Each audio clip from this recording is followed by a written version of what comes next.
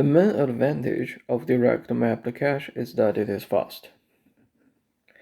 Because computing the frame and slot index is really just simply extracting the bits from the memory address, the process of determining the slot and the process to determine the frame index is very fast. Therefore, it can also lead to a very fast, quick hit or miss determination. So hit time with direct mapped cache is also fast.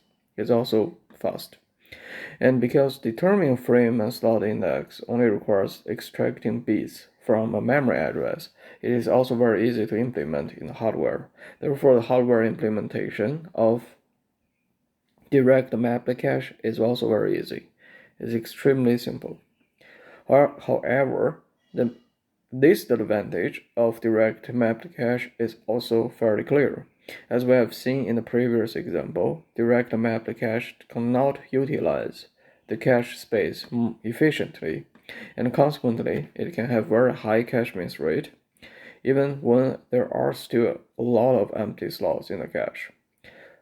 Therefore, the main disadvantage of direct mapped cache is that it has a high cache miss rate.